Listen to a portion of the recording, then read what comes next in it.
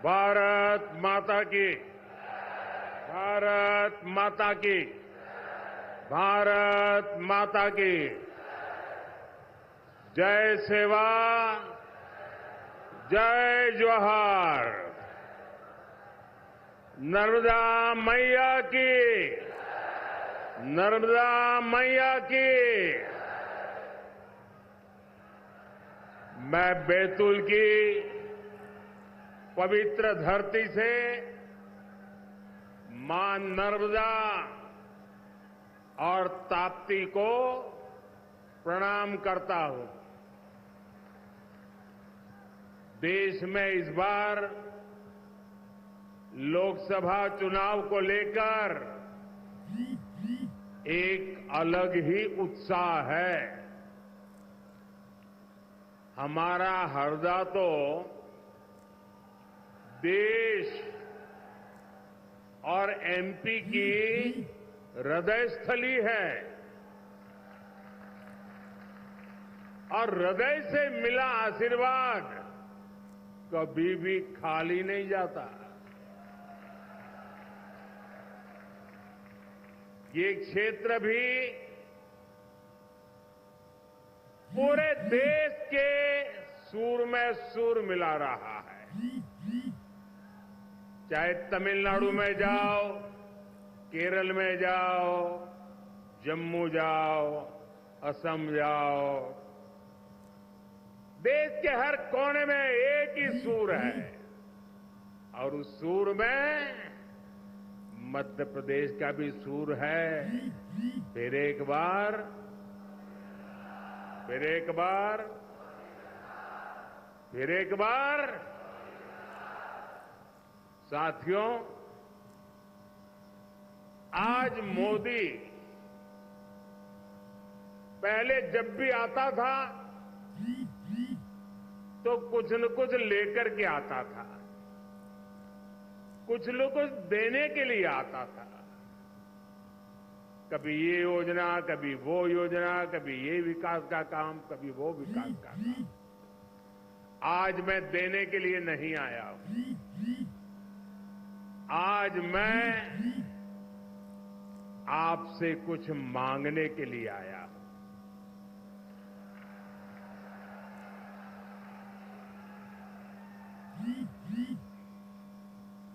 Sir झुका करके मांगने के लिए आया हूं। मेरे लिए नहीं, आपके बच्चों के उज्जवल भविष्य के लिए मांगने के लिए आया। मैं आज आपके पास मांगने के लिए आया हूं। देश के उज्जवल भविष्य के लिए मांगने के लिए आया। मैं आज आपसे मांगने के लिए आया हूं विकसित भारत के संकल्प को साकार करने के लिए कुछ मांगने के लिए आया। और मैं आपसे मांगता हूं आपके आशीर्वाद। मुझे आपके आशीर्वाद चाहिए। आपके आशीर्वाद ये मेरी बहुत बड़ी पूंजी है। जनता जनार्दन ईश्वर का रूप होती है और जब जनता जनार्दन आशीर्वाद देती है तो आशीर्वाद स्वयं ईश्वर के आशीर्वाद होते हैं।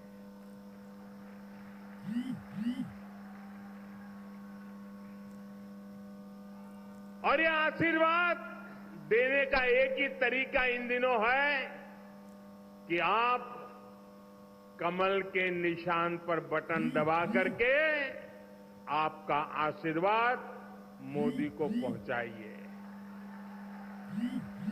पहुंचाएंगे, भारी मतदान करेंगे। ये आपका वोट ही है जिसने पिछले 10 वर्षों में देश को तेज विकास की गारंटी दी है।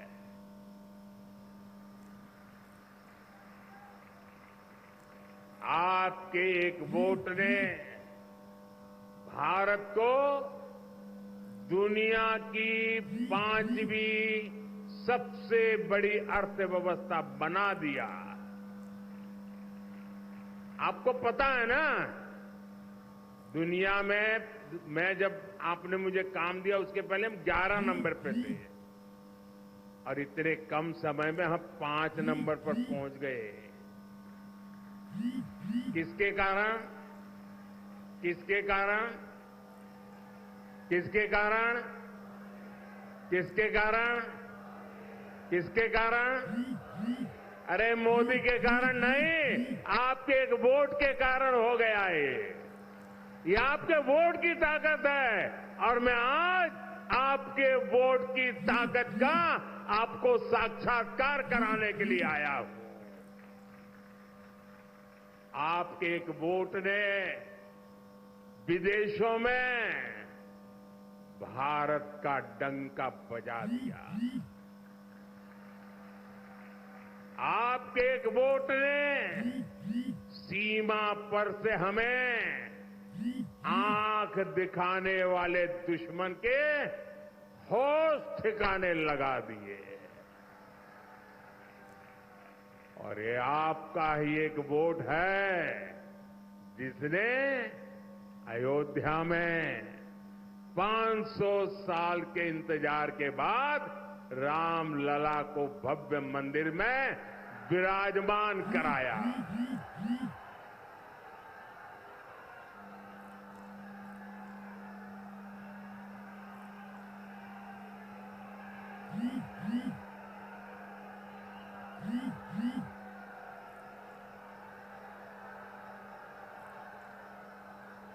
बेटा आप वो फोटो लेकर के नीचे बैठ जाइए, पीछे लोगों को दिखता नहीं है, आप बैठ जाइए।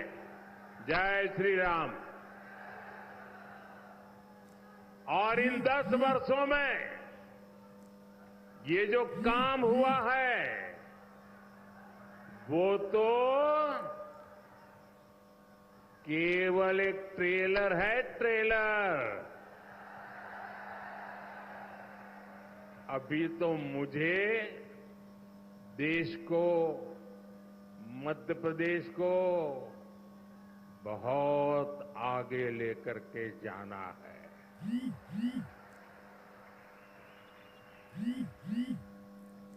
हमारे मुख्यमंत्री भाई मोहन यादव जी और उनकी पूरी टीम जब से सरकार संभाली है वो भी एमपी के विकास को और नई शक्ति से जुटे हुए हैं। साथियों, बैतूल देश की एकता, अखंडता के लिए अपने प्राणों की बाजी लगाने वाले वीरों की धरती है। आदिवासी क्रांतिकारी सरदार गंजन सिंह जी कोरको और सरदार विष्णु सिंह जी गौंड, उनके योगदान को कभी भी भुलाया नहीं जा सकता। लेकिन ये कांग्रेस ने कभी आदिवासी समाज के इस योगदान को स्वीकार ही नहीं किया। ये भाजपा है जिसने भगवान बिरसा मुंडा के जन्म दिवस को राष्ट्रीय जनजातीय गौरव दिवस घोषित किया। भाजपा सरकार में ही लाखों आदिवासी भाइयों बहनों को वन अधिकार का पट्टा दिया गया है। इन 10 वर्षों में पीएम आवास, उज्ज्वला सिलेंडर, बैंक खाते और मुफ्त इलाज जैसे अनेक काम हुए हैं। इन कार्यों ने आदिवासी समाज की हमारी माताओं, बहनों, बेटियों के जीवन से बहुत सी मुश्किलें कम कर दी है। साथियों, अगर सरकार की नीतियां सही हो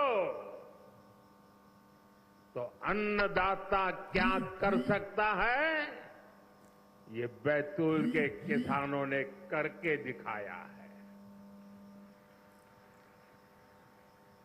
इस क्षेत्र में रबी और मूंग की फसलों का उत्पादन जिस प्रकार से बढ़ा है, मैं हेलीकॉप्टर से उतर करके यहां पहुंचा, चारों तरफ मूंग मूंग मूंग की बात हो रही है। और यहां भी तोहफा दिया तो मूंग का ही दिया। और इसमें तवा नदी पर बने डैम का बहुत बड़ा योगदान है। हरदा में मोरन गंजाल संयुक्त सिंचाई परियोजना पर भी काम शुरू हो चुका है। आज एमपी के 80 लाख से अधिक किसानों को हमारी सरकार पीएम किसान सम्मान निधि भी दे रही है।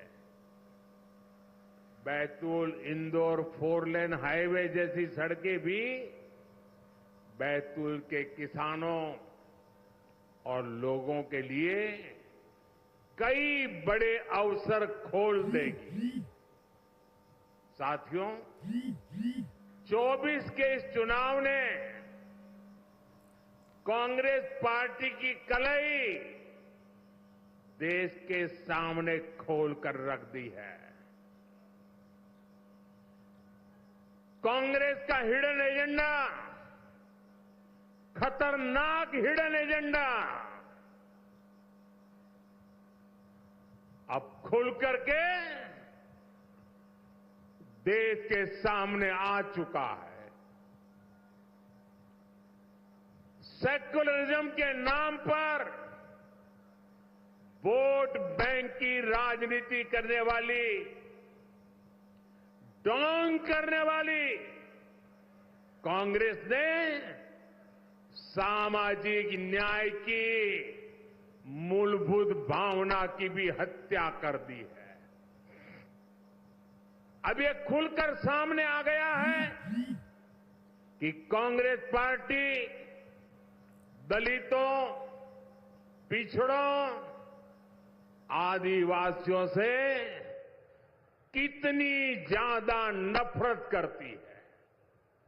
साथियों, आजादी के बाद कांग्रेस का सबसे बड़ा विरोध बाबा साहब आंबेडकर ने किया था। बाबा साहब दूर का देख सकते थे कांग्रेस देश को कैसे पतन के राह पर ले जा रही है, ये बाबा साहब ने उस समय देख लिया था। ये बाबा साहब आंबेडकर ही थे जिन्होंने धर्म के आधार पर आरक्षण दिए जाने का कड़ा विरोध किया था। हमारे संविधान निर्माताओं ने लंबे समय तक इसकी चर्चा की थी, हर प्रकार के दिमाग अप्लाई किए थे और हमारे संविधान निर्माताओं ने मिलकर के धर्म के आधार पर आरक्षण नहीं दे सकते, ये निर्णय किया था। ये हमारे संविधान की मूल भावना थी, लेकिन कांग्रेस के कारनामे वो संविधान की मूल भावना के भी खिलाफ है। लेकिन कांग्रेस हमेशा बाबा साहब के संविधान को मिटाने और एससी, एसटी, ओबीसी के आरक्षण को छीनने की कोशिश करती रही है। कांग्रेस एससी, एसटी, ओबीसी से आरक्षण छीनकर उसे अपने खासम खास प्रिय वोट बैंक को देना चाहती है। जब केंद्र में कांग्रेस की सरकार बनी थी, तब उन्होंने सबसे पहले आंध्र प्रदेश में धर्म आधारित आरक्षण की शुरुआत की थी। लेकिन तब कांग्रेस अपने मंसूबों में पूरी तरह कामयाब नहीं हो पाई थी। लेकिन भाई और बहनों, कांग्रेस पार्टी अभी भी वो खेल खेलना चाहती है, चोरी छुपी से करना चाहती है, पर्दे के पीछे रह करके देशवासियों की आंख में धूल झोंक करके वो खेल खेलना चाहती है। कांग्रेस ने कर्नाटका में, ये जरा मेरे भाई बहन सुन लीजिए बराबर, कैसा पाप किया इन्होंने। कर्नाटका में ओबीसी को जो आरक्षण मिलता है, उस ओबीसी के कोटे से आरक्षण का हिस्सा छीनने के लिए पिछले दरवाजे से चोरी करने के लिए उन्होंने कर्नाटका में जितने मुसलमान हैं, सभी मुसलमानों को ओबीसी बना दिया और ओबीसी के लिए मिला हुआ आरक्षण उसको छीनने का पक्का षड्यंत्र पूरा कर दिया। कांग्रेस की ये हरकत पूरे देश के ओबीसी समाज के लिए खतरे की घंटी है। अपने मैनिफेस्टो में भी कांग्रेस लगातार धर्म आधारित आरक्षण की बात कर रही है। तेलंगाना के कांग्रेस के मुख्यमंत्री ने अभी हाल ही में नाम लेकर कहा है कि वो मुसलमानों को आरक्षण दिलवा कर रहेंगे। साथियों, कांग्रेस अपने वोट बैंक को खुश करने के लिए किसी भी हद तक जा सकती है। अब कांग्रेस ने देश के लोगों की संपत्ति छीनकर उसे भी अपने वोट बैंक को मजबूत करने की तैयारी शुरू की है। अगर किसी के पास एक से ज्यादा गाड़ी, एक से ज्यादा मोटरसाइकिल, एक से ज्यादा घर होगा, तो कांग्रेस कहती है कि हम ऐसा कानून बनाएंगे कि आपका जो एक से अधिक है वो कांग्रेस की सरकार छीन लेगी, जब्त कर लेगी। आपका गांव में घर है, अब बच्चे बड़े हो रहे हैं, शहर में एक घर बनवा लिया, तो अब कांग्रेस कहती है वो ऐसा कानून लाएंगे, एक ही घर रख सकते हो, दो है तो एक दे दो, ताकि वो अपने खास लोगों को बांटना चाहते हैं। वो कहते हैं एक्सरे करेंगे, एक्सरे देश का, और देश की महिलाओं के पास कितने गहने हैं उसकी भी जांच कराई जाएगी। किस महिला के पास कितना स्त्री धन है उसकी भी जांच कराई जाएगी। मंगलसूत्र कैसे छीन लिया जाए उसकी योजना बनाई जाएगी। ये सब संपत्ति सोना चांदी छीनकर कांग्रेस अपनी वोट बैंक मजबूत करने के खेल खेल रही है। और इस बात का वो कांग्रेस के नेता अपनी रैलियों में खुला ऐलान कर रहे हैं। आप मुझे बताइए, आप अपनी संपत्ति किसी को भी छीनने देंगे क्या? छीनने देंगे क्या? ऐसे छीनने वालों को आप माफ करेंगे क्या? साथियों, कांग्रेस कैसे आपकी संपत्ति को लूटना चाहती है, इसका एक और उदाहरण आज देश के सामने आया है। कांग्रेस के शाहजादे के सलाहकार, कांग्रेस के बड़े नेता ने कहा है कि भारत में इनहेरिटेंस टैक्स लगना चाहिए, यानी आपके दादा दादी माता पिता ने जो कुछ भी बचाया है और उनके स्वर्गवास के बाद जो आपको मिलेगा, उसमें से आधा कांग्रेस सरकार हड़प करना चाहती है। बताइए, आपके माता पिता ने जो मेहनत करके कमाई करके आपके लिए छोड़ा है, वो उस पर आपका अधिकार है कि नहीं है? आपका अधिकार है कि नहीं है? ये आपके परिवार की मेहनत की कमाई है कि नहीं है? क्या आपको छीनना चाहे तो छीनने देंगे क्या? लेने देंगे क्या? क्या ऐसा सोचने वाली कांग्रेस को सत्ता में आने देंगे क्या? क्या उनके लिए लूट चलाने का रास्ता खोल देंगे क्या? भाइयों बहनों, ये सोच कैसी है? अरे हमारे देश में तो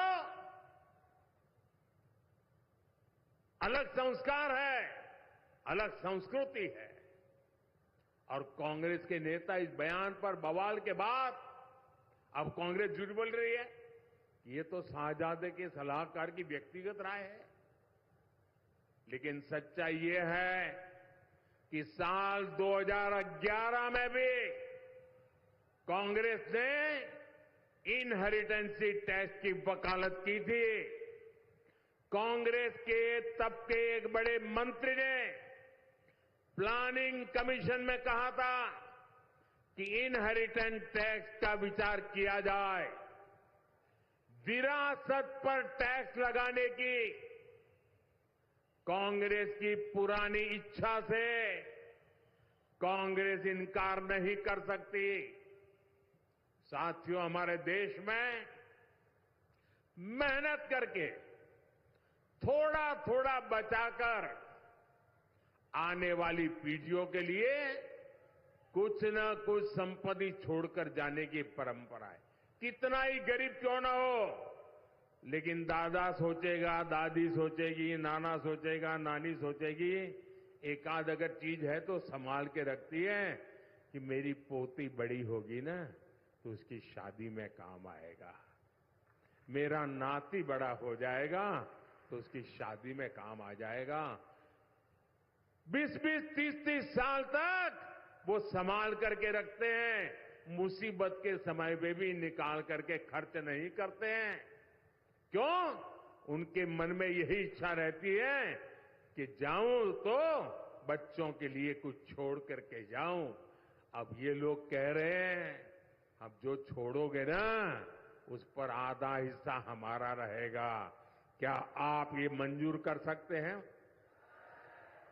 ऐसी कांग्रेस को मध्य प्रदेश में पैर रखने देंगे क्या? हिंदुस्तान में पैर रखने देंगे क्या? भाइयों बहनों, मुझे तो साफ दिखता है, कांग्रेस का मंत्र है, आप भी ये मंत्र याद रखना कांग्रेस का, और घर घर जाके बताना ये क्या मंत्र है कांग्रेस का। कांग्रेस का मंत्र है, कांग्रेस की लूट जिंदगी के साथ भी लूट और जिंदगी के बाद भी लूट। जिंदगी के साथ भी लूट, जिंदगी के साथ भी, जिंदगी के साथ भी, जिंदगी के साथ भी, जिंदगी के बाद भी, जिंदगी के बाद भी ये है कांग्रेस। इसलिए आपको कांग्रेस से बहुत सावधान रहना है। साथियों, आज जब देश 25 साल के लक्ष्यों पर काम कर रहा है, अगले 5 साल का रोड मैप बना रहा है और सरकार में आने के बाद पहले 100 दिन के निर्णयों पर काम हो रहा है, तो इंडी गठबंधन वाले भी अपनी डफली, अपना राग आलाप रहे हैं। आपको ये सुनकर हंसी भी आ जाएगी और डर भी लगेगा। कुछ मीडिया रिपोर्ट्स में आया है कि इंडी गठबंधन वालों में चर्चा चल रही है, क्योंकि मोदी बार बार पूछता है कि बताओ भाई, इतना बड़ा देश किसको सुपुर्द करें? नाम तो बताना चाहिए भाई। आप बिना नाम इतना बड़ा देश किसी को सुपुर्द कर सकते हो क्या? ये लोग नाम बताने को तैयार नहीं है। ये लोग तो बता दिए भाई मोदी है, बताओ आपको देना है तो ये मोदी है, दीजिए। कहा कि नहीं कहा? आपके सामने नाम है ना, दूसरी तरफ नाम ही नहीं है। इतना बड़ा देश किसको देना, इसका देश को पता होना चाहिए कि नहीं होना चाहिए? जरा बोलो ना, पता होना चाहिए कि नहीं होना चाहिए? आपको पता है वो किसको देना चाहते हैं? पता है किसी को? तो ऐसा अंधेरे में हम तीर मार सकते हैं क्या? यहां तो साफ साफ है, 10 साल का अनुभव है, मोदी आपके सामने है और सब लोगों ने कहा है कि भाई मोदी हमारा उम्मीदवार है।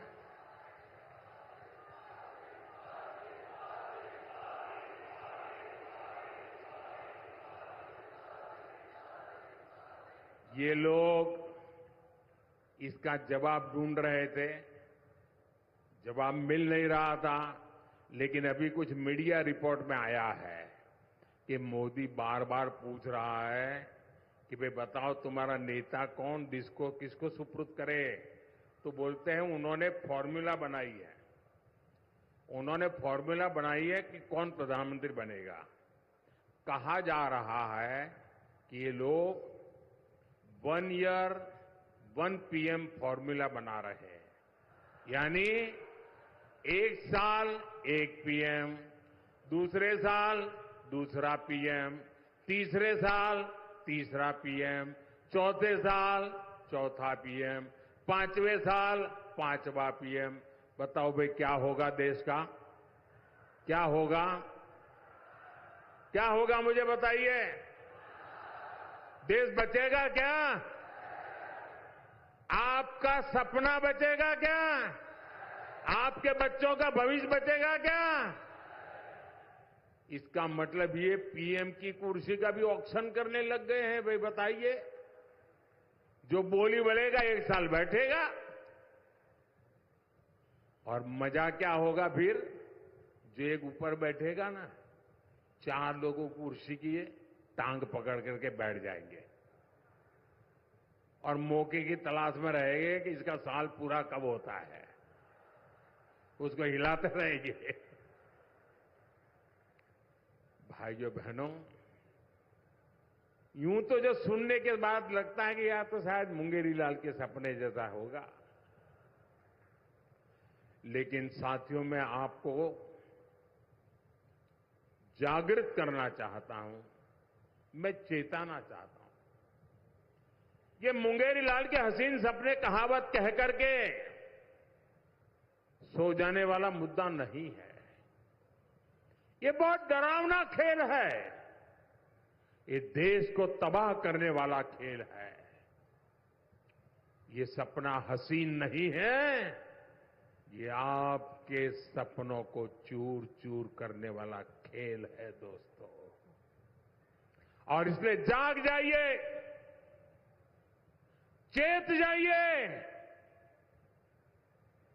आपके वोट की ताकत समझिए। मेरे प्यारे भाइयों बहनों, देश को बचाने के लिए आप आगे आइए।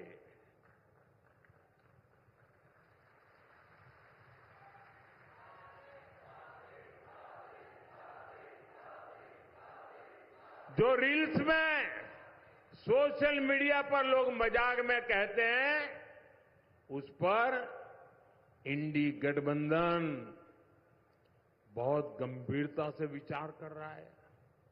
आप मुझे बताइए, आप इस 1 साल 1 पीएम वाले फॉर्मूले से सहमत है क्या?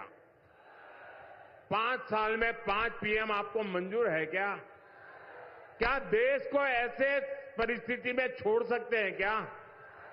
तो दुनिया के लोग मजाक उड़ाएंगे कि नहीं उड़ाएंगे?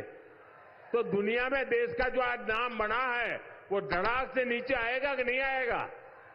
ये जो चंद्रयान भेजा है, अब गगनयान भेजना है, वो जा पाएगा क्या? साथियों, 7 मई को हमारे इस क्षेत्र में चुनाव है। विदिशा में उम्मीदवार है हमारे भाई शिवराज जी, और यहां पर उम्मीदवार है हमारे दुर्गादास उइके जी। ये दोनों मेरे साथी संगठन में, मैं शिवराज साहब के साथ काम करते थे। वे मुख्यमंत्री थे, मैं भी मुख्यमंत्री था, हम साथ काम करते थे। वो पार्लियामेंट में गए थे, तब मैं महामंत्री के नाते साथ में काम करते थे। अब फिर मैं एक बार उनको ले जाना चाहता हूं। और उइके जी पार्लियामेंट में मेरे बहुत अच्छे साथी रहे जी। मेरे हर छोटे मोटे कामों की चिंता ये हमारे दुर्गादास जी करते थे। इन दोनों को भारी मतों से जीताना है, और बड़ी संख्या में आप जिता करके जब उनको वोट देते हैं ना, वो मोदी को शक्ति देता है। जब हम उनको वोट देते हैं तो वोट मोदी को पहुंचता है। और इसलिए मोदी को मजबूत बनाने के लिए आप मतदान करें, और इसके लिए ज्यादा से ज्यादा मतदान होना चाहिए। कराओगे? घर घर जाओगे? मतदाताओं को मिलोगे? मतदान कराने के लिए कहोगे? उनको कहना आपका मतदान मोदी के लिए आशीर्वाद है, कहोगे? आपका मतदान मोदी के लिए आशीर्वाद है, कहोगे? पोलिंग बूथ जीतोगे? मेरा एक और अनुरोध है, करोगे? करोगे? बहुत लोग हैं जो यहां नहीं आए। जब मैं संगठन का काम करता था तो और नीचे तक जाता था, लोगों को राम राम करके आता था। लेकिन अब जा नहीं पाता हूं, देश भर में दौड़ना पड़ता है, तो बहुत कम लोगों को मिल पाता हूं, लाखों लोग रह जाते हैं। लेकिन आप मेरे अपने हैं, तो एक काम बताऊं मैं आपको, आप करोगे? मेरे अपने हैं वो बता दे, करेंगे? जो मानते हैं कि वो मेरे हैं वो बता दे, करेंगे? पक्का करेंगे? एक काम करना, जो लोग यहां नहीं पहुंचे हैं उन पर जाना और कहना कि मोदी जी हरदा आए थे और मोदी जी ने आपको प्रणाम भेजा है, मेरा प्रणाम पहुंचा देंगे। हर घर में मेरा प्रणाम पहुंचा देंगे, घर घर जाके पहुंचा देंगे। बोलिए भारत माता की, भारत माता की, भारत माता की। बहुत बहुत धन्यवाद।